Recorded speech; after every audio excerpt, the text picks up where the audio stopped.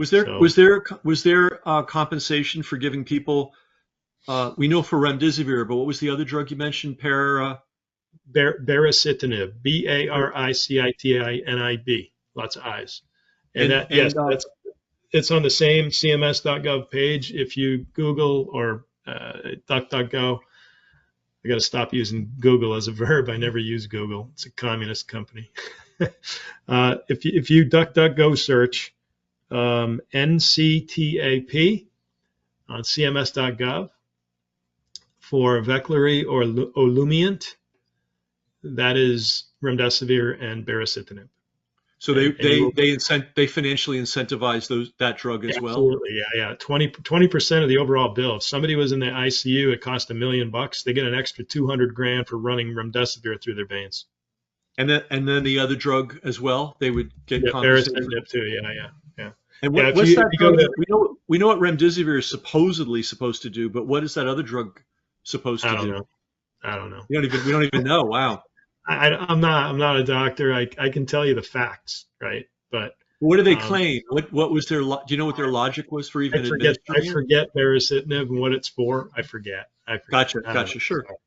But if you scroll down, you'll see a bunch of dates. It won't be the ones I'm saying. But if you go down to the bottom, you'll see November 2nd. That's the date you need to look for. Which November year?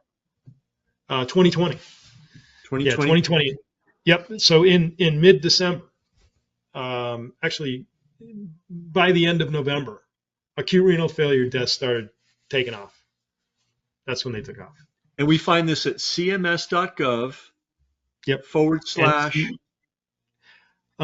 Well, just DuckDuckGo because I'm not sure the exact thing, but if you do CMS NCTAP, MTCAP. Nope, N as in November, Okay. Charlie Alpha, and no, November Charlie Tango Alpha. What's P? Peter. It's not Peter. NTCAP. NTCAP. And you don't happen to know? Do you happen to know what that acronym stands for? National something accounting, national code. I can't remember. Gotcha. COVID accounting, national COVID accounting. And the function of the page is to talk about the incentivization? It's something payment. The P is payment. It's talking about all the extra money you get. Gotcha. New COVID-19 treatments add-on payment, NCTAP. That's what it stands for. That's it. He's got it. Wow. That's a golden page for understanding. Yeah, it is. Yeah. Well, every lawyer that's got a lawsuit in this should know about that. To take David's question a little further, there may be additional renal failure deaths that don't show up because they're listed as COVID deaths, just a general COVID death, died of COVID, and they don't even list that the fact that it was a renal failure that caused the death. Is that possible? Sure.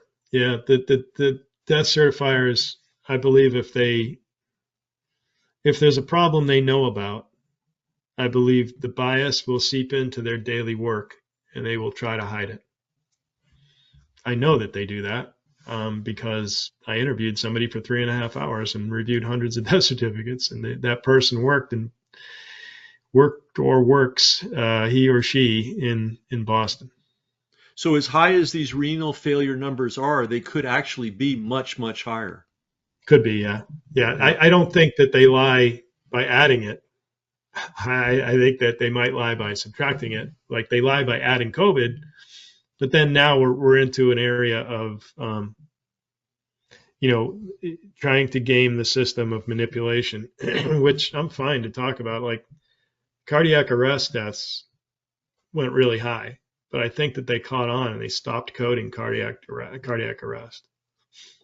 But just see this graph. I mean, I have the guardrails, these gray lines. There's so much excess that I was able to stick the age under here. These black lines are supposed to be right through the ages right here. That's a lot of dead people. Yeah, I mean, those are also called trend lines, right? Besides, in addition to calling them guardrails. And could you mind going back one? The one that you were looking at before? Like, let's take a look, if I may point it out to everybody, 65 to 74 on the top, right? Go all the way to the left. and it's bouncing around quite a bit, but it's always within those trend lines. And it until you get to the end of 2020, it stays, and then suddenly it just blows right out of those trend lines. A trend that it's been on consistently since at least 2015, probably earlier if you had a chance to look at the data.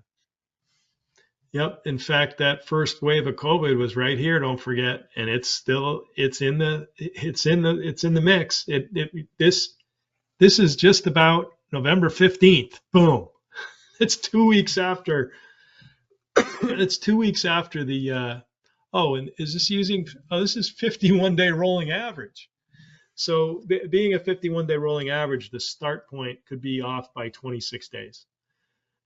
So it could be 26 days earlier than it really happened. This is the November 2 date right here. That's November 2 right there. Boom. That's what happened. And just could you remind our listeners what happened on November 2020? What was the big significant thing that happened? That was the NCTAP funding from the federal government. Anytime that they put somebody on remdesivir or baricitinib, and there's others, but those are the two key ones, the entire hospital bill gets jacked by 20%. So if somebody was in the ICU for $1 million, the hospital gets an extra $200,000 if they used remdesivir. And so as soon as a patient tests positive, and I have it in the CDC memorandum where somebody was 95% oxygen, all vitals normal, 105 over 70 something blood pressure, heart rate was under 60, breathing was 15 breaths per minute. Oxygen saturation was 95%. They put her on remdesivir on a positive COVID test. That's it. And then they proceeded to kill her at 28 years old. Wow. So again, guys, if you just focus on one of the charts, the top one, 65 to 74, and you can see 2020, and then John tells us they changed the payout schedule late 2020 in November. And that's where it breaks at least a 6-year trend. Yeah. And then it explodes. There were EUAs for remdesivir in April by age groups. There was older people in April, then May.